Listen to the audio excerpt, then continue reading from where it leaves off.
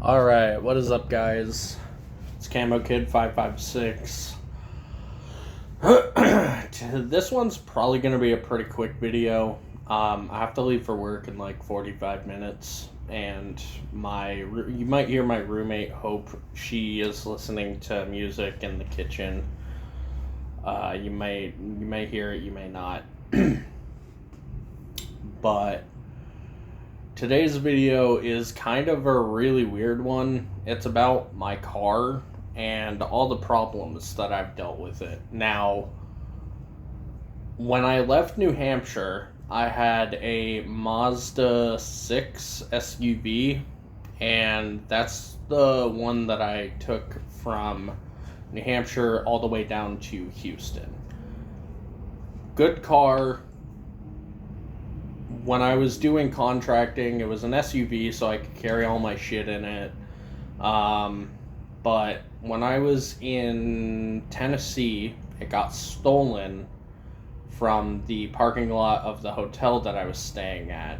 And unfortunate, but insurance paid out for it. I think they found it like at a chop shop. They chopped it up, they sold all the parts, and they ditched like all they found it, but it was completely stripped. Like an hour away from where it was stolen from in Tennessee. It was ridiculous and not fun at all, but when I got back to Houston, I bought a Tahoe, a Chevy Tahoe, and actually before I got the Tahoe, funnily enough, before I even went to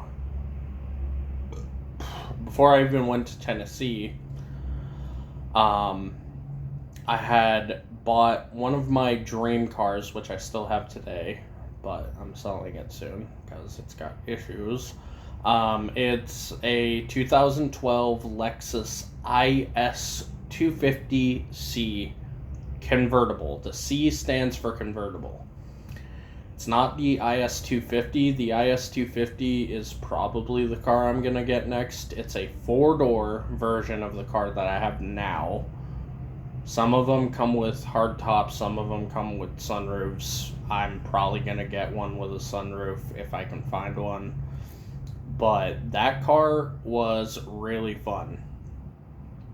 I got it, and when I went to Tennessee, I took, obviously, the SUV, and I left that one at the apartment I was staying at in Pasadena. And when I came back, I still had a car, fun, but I had all my stuff, and I needed to carry it around, so I needed an SUV. So that's when I went out and I bought a 2009 Chevy Tahoe, and it was a pretty good car. I got it for $5,000, and I sold it for, I think, like four and a half.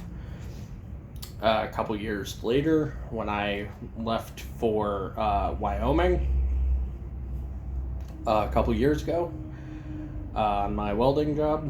But the Tahoe was fun. It was a car that I pretty much used only for like work and welding school. So I bought the Tahoe. I went back and forth to welding school. I bought it at 90,000 miles, and I think I only put it to 93, if that. And then when I left for Wyoming, I sold it because I wouldn't need it in Wyoming. They did not want me traveling up there. They paid for a flight, and they already had trucks that they were going to use. I didn't need any of my welding equipment, which I have in storage right now. I have a welding machine. I have a barrel that I use to practice welds and stuff on, and a whole like rig and stuff like that. But I didn't need it when I was going up to Wyoming, so I sold it for $4,500. Not a bad deal. It only had 3,000 miles, and I sold it to the dealership that I bought it from, because cool people. Chuck's Auto Mart in Pasadena, Texas, if you guys want to get a good deal on a SUV. But then, when I came back from Wyoming, I still had my convertible. And the convertible is fun. The convertible I bought originally because I just wanted to have a fun car. Now, it is a fun car. Top goes down. When I was dating Emily in Houston, we took it out on the weekends. It was it was a really fun car. When I bought it, it was like a dream of mine to have a convertible. It was like, I wanted a drop top, and I didn't know. Now I know, but convertibles suck. They are very, very sucky cars. I got out of rehab about a week ago. Now, I got out of rehab a week ago.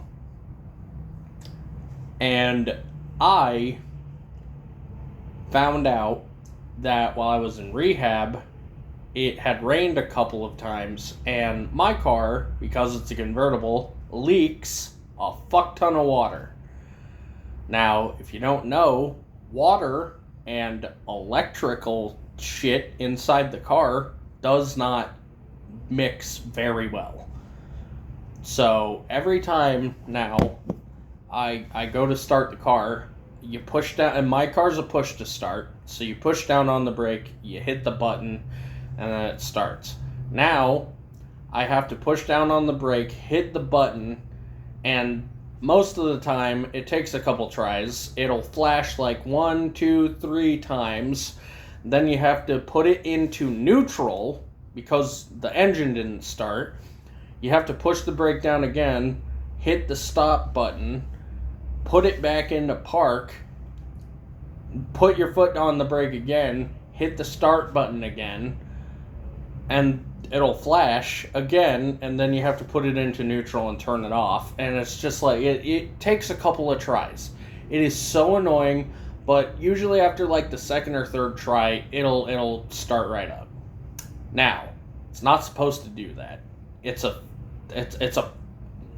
so annoying, and I have to drive it today. I have to go to work in like 30 minutes, and I have to drive that thing to work, and it's not going to be fun.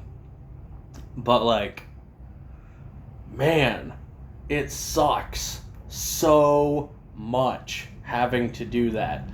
So my only solution for this is I have to sell it. I fucking hate the car now. I really need to sell it. So I looked up how to do that. There's this guy on YouTube called Chris Fix. He had like 3 ways you could sell a car like this that you didn't want.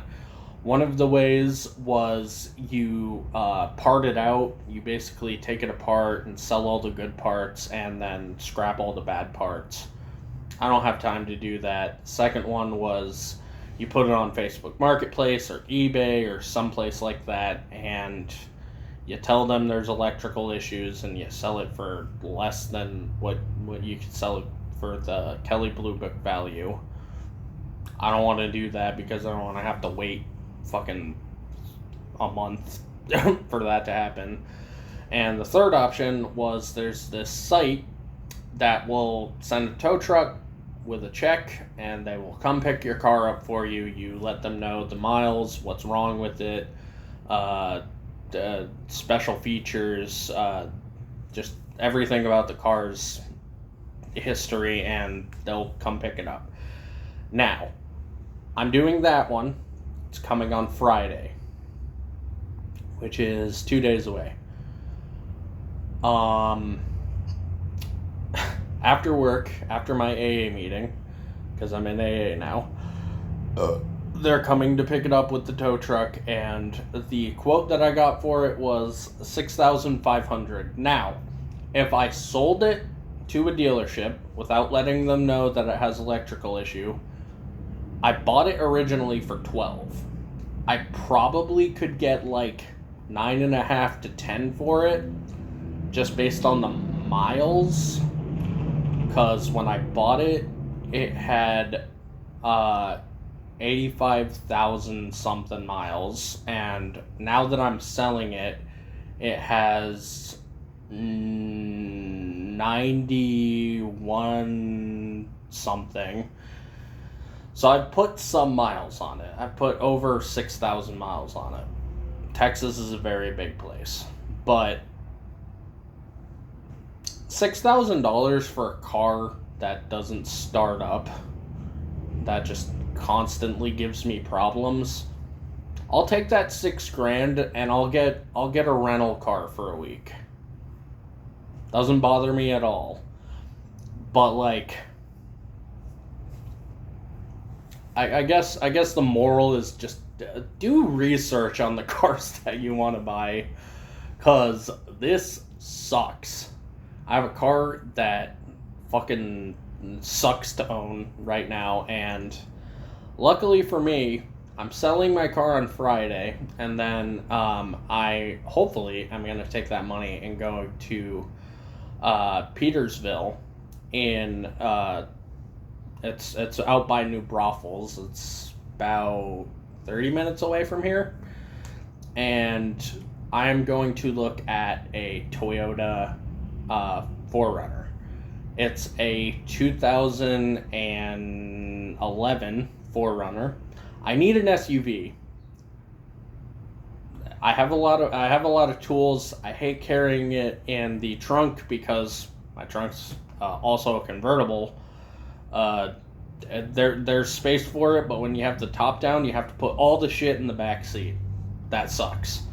So it would be nice to have one, back seats, and two, an actual big trunk to put stuff in.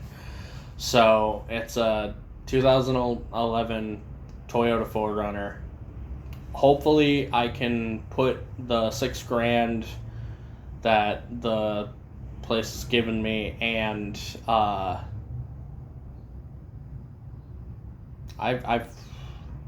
think they wanted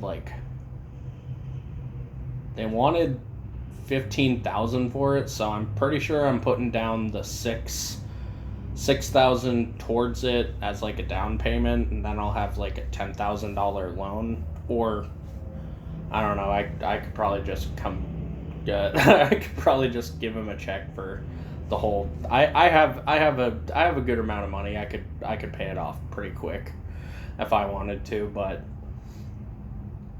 yeah, it sucks. Just moral of the story: if you have a dream car, do your research on it, because I should have bought the 4-door version of my dream car, because I probably would have had way less problems. And on that note, I gotta get